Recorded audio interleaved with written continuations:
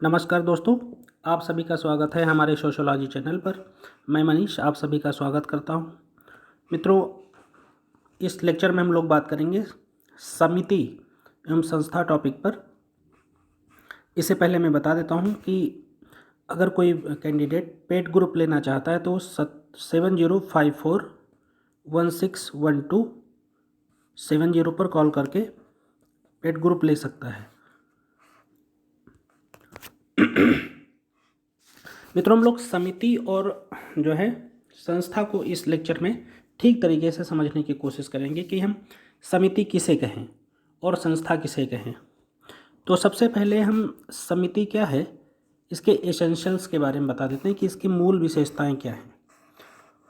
समिति बेसिकली एक ऐसा आप संगठन कह सकते हैं जिसमें कुछ ऐच्छिक उद्देश्यों के लिए लोग एकत्रित होते हैं और यदि वह उद्देश्य पूरा हो जाए तो उस समिति को नष्ट कर दिया जाता है।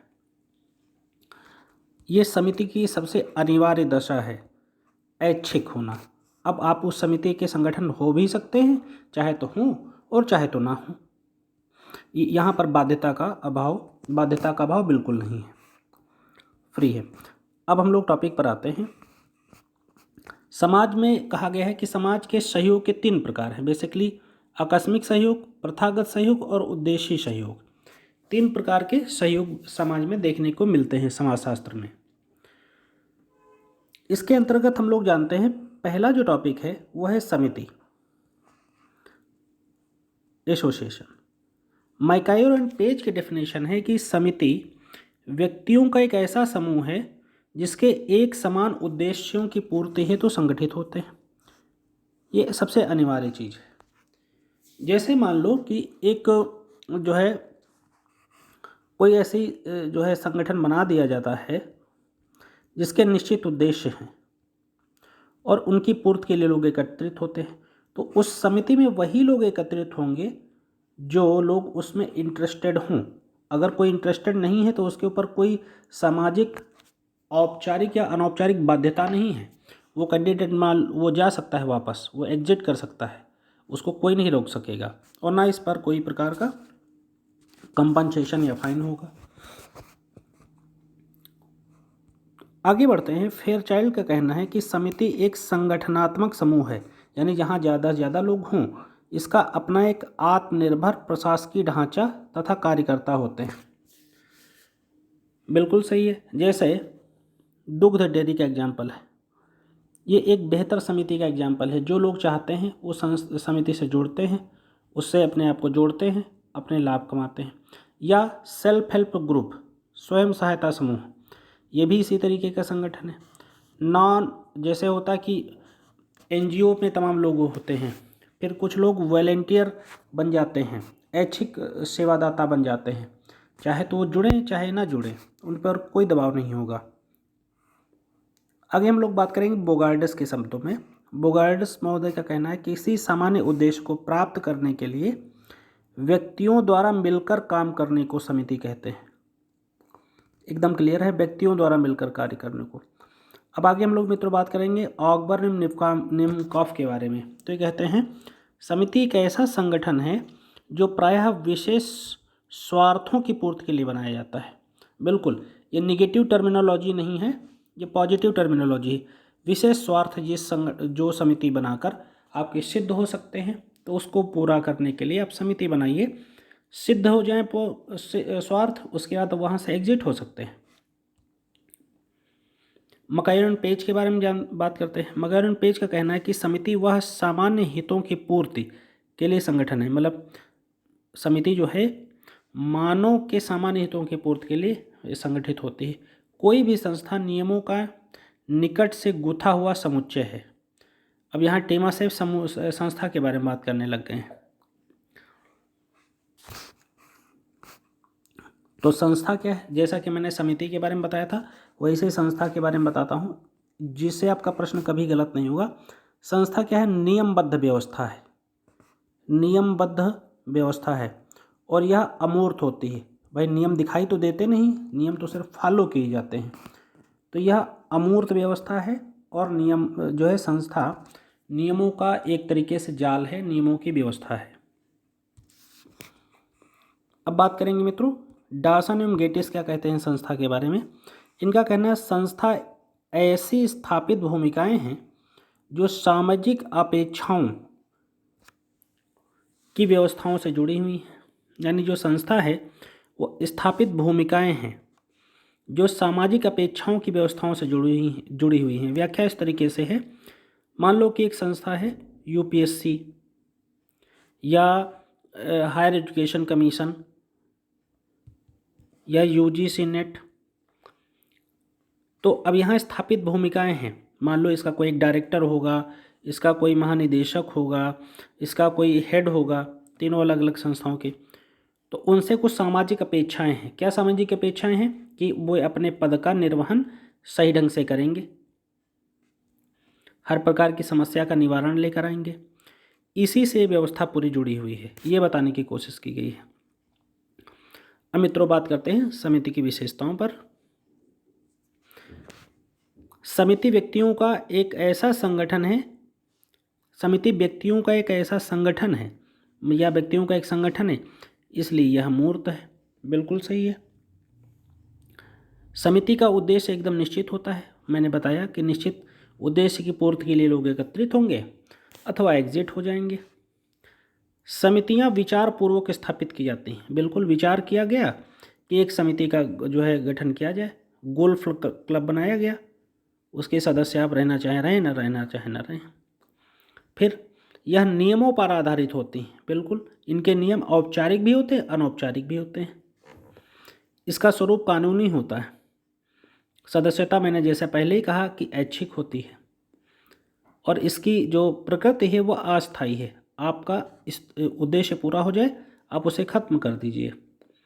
अगला, इसकी सुपरिभाषित संरचना होती है। तो ये सामान्य समिति की विशेषताएं हैं। इसके अलावा कुछ अन्य विशेषताओं पर बात करते हैं। जैसे समिति की सदस्यता औपचारिक भी होती है और अनौपचारिक भी होती है। मैंने पहले ही कहा समितियां निश्चित उद्देश्य की पूर्ति के लिए बनाई जाती हैं, जैसे आर्थिक एवं राजनीतिक हितों की पूर्ति के लिए बनाई गई समितियां, या जैसे इलेक्शन है उस समय बना दी जाती हैं तमाम कमेटीज। वहीं स्वास्थ्य, शिक्षा, समाज कल्याण के में कार्यों की पूर्ति के लिए भी समितियां बनाई जाती हैं। या किसी प्रकार का आपने देखा होगा कि डिस्प्यूट पैदा हो जाता है, तब भी समितियों का गठन किया जाता है। अब बात करते हैं समिति और समाज में अंतर करते हैं।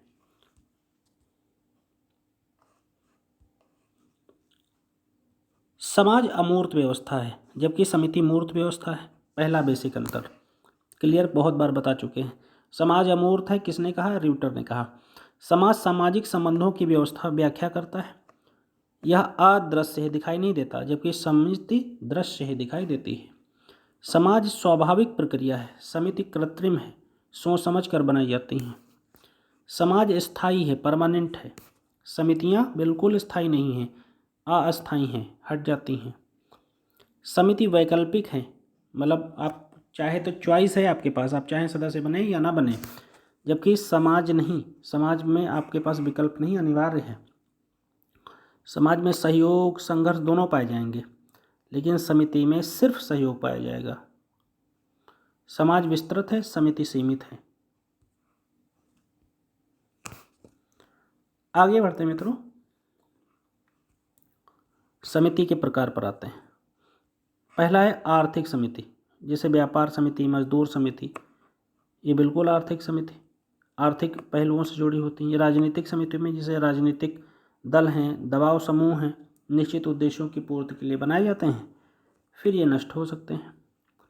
फिर सांस्कृतिक समितियां हैं, जैसे धार्मिक समाज, आर्य समाज, सांस्कृतिक समितियां हो गई। शैक्षणिक समिति पर आते हैं। वैज्ञानिक एवं शिक्षा समितियां, जैसे आपको पता है कि नई शिक्षा समिति बनाई गई है जिसमें एजुकेशन पॉलिसी को डेवलप किया गया है। मनोरंजन समिति जैसे क्लब, नाट्य मंडली। सामान्य कल्याण समिति जैसे अनाथालय, हरिजन सेवक संघ इत्यादि। इसके अलावा भी मैं कुछ समितियों के बारे में चर्चा करना चाहूँगा, और संस्था पर अगले लेक्चर में हम टॉपिक लेकर आएंगे। इसके अंतर्गत पहले हम लोग बात करते हैं मैक्स वेबर के अनुसार। मैक्स वेबर दो प्रकार की समिति बताते हैं। एक है, दोनों नोट करते रहना मित्रों इस लेक्चर को भी, समुदाय मूलक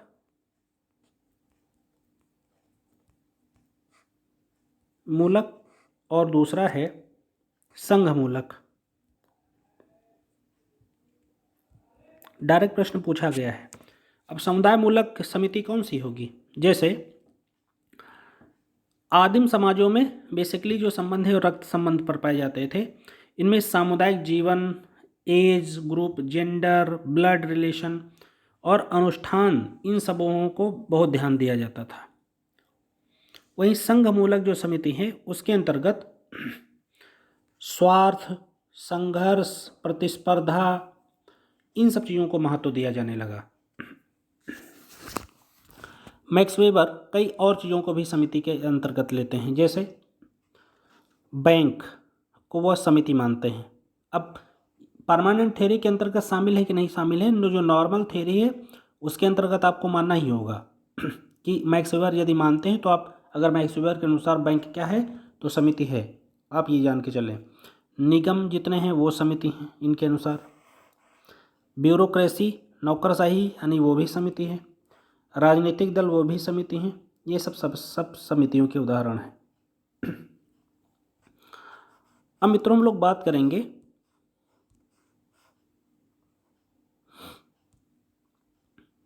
अन्य चिंतकों पर।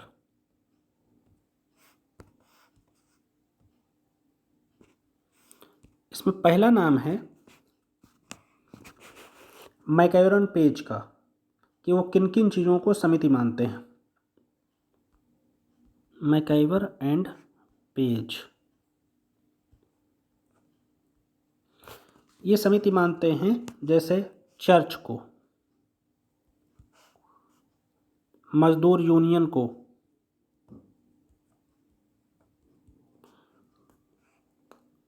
क्लब को, व्यावसायिक संगठन को।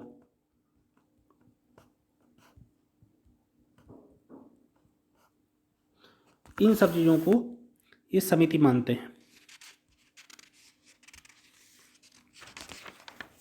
आगे बढ़ते हैं मित्रों, बात करते हैं किंग्सले डेविस के अनुसार। किंग्सले डेविस के अनुसार समिति क्या है, तो वो 4 तत्व बताते हैं इसके लिए। पहला, मानव समूह, ये सब इम्पॉर्टेंट है, याद रखना है। दूसरा, उद्देश्यों की समानता।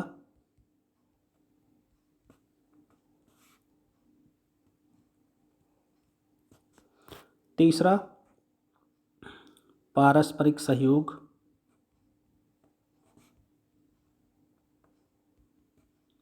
चौथा, विचारपूर्वक स्थापना, सोच समझकर जो हम लोग बनाते हैं। एकदम सही है। किंग्सले डेविस इन 4 तत्वों को हम देते हैं। मानव समूह, भाई बिल्कुल जो है समिति में मानव समूह होंगे। उद्देश्यों की स्थापना की समानता होगी, सबके उद्देश्य होंगे एक जैसे, तभी उस समिति के सदस्य बनेंगे।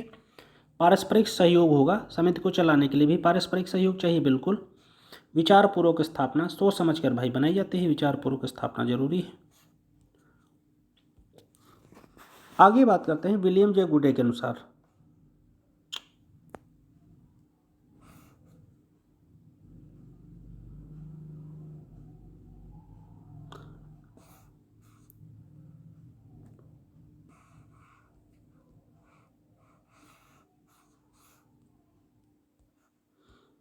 मित्रों थोड़ा टेक्निकल प्रॉब्लम है, सही हो गया है। अब विलियम जे गुडे के अनुसार बात देखते हैं। विलियम जे गुडे ये कुछ 5 आधार बताते हैं। 5 आधार। पहला क्या है? संगठित समूह। दूसरा मित्रों, विचारपूर्वक स्थापना। सेम वही बात है। तीसरा मूर्तता यानी दिखाई देना, मैंने पहले ही बताया। अगला है अस्थायी प्रकृति, बिल्कुल पहले बता चुके हैं। और ऐच्छिक सदस्यता, आप चाहें तो सदस्य बने और चाहे सदस्य न बने। ये विलियम जे गुडे के 5 व्याख्याएं हैं। संगठित समूह, बिल्कुल लोग इकट्ठा होंगे तभी समिति बनेगी। विचारपूर्वक स्थापना करेंगे, मूर्तता होगी, दिखाई देंगे ये। चौथा है कि अस्थायी प्रकृति होती है और पांचवा है ऐच्छिक सदस्यता। अगले पॉइंट पर आते हैं। बीयरस्टीड के अनुसार,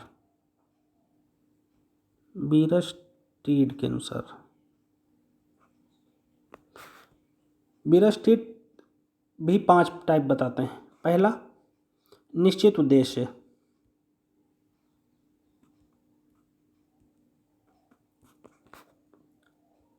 दूसरा, सदस्यों के पारस्परिक एवं औपचारिक संबंध।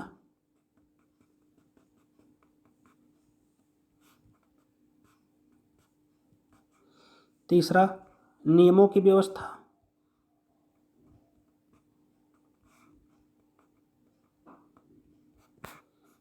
चौथा, लचीलापन।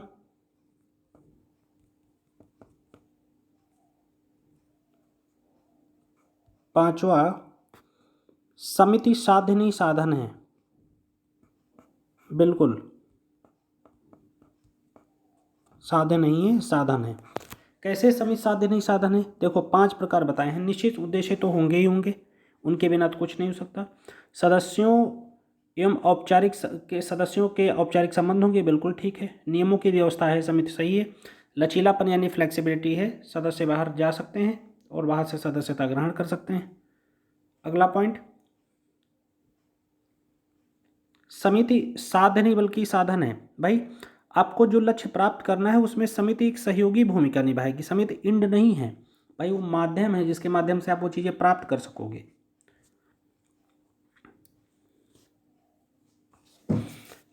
आगे मित्रों हम लोग बात करेंगे अगले लेक्चर में संस्था के बारे में, लेकिन उससे पहले हम लोग बात करते हैं मैकाइवर के अनुसार। वो कहते हैं समिति एक समुदाय नहीं बल्कि समुदाय के अंदर एक संगठन है। समिति समुदाय नहीं बल्कि समुदाय के अंदर एक संगठन है, तो ये आपको याद रहना चाहिए। और इसमें हम लोगों ने कोशिश की है कि एक सामान्य और विस्तृत मतलब सिंपल भाषा में विस्तृत व्याख्या की जा सके। इसको आप ज़्यादा से ज़्यादा शेयर कीजिए और हमारे लेक्चर को नोट कीजिए, सब्सक्राइब कीजिए। यदि किसी को पेड ग्रुप चाहिए तो कॉल कर सकता है। Thank you very much.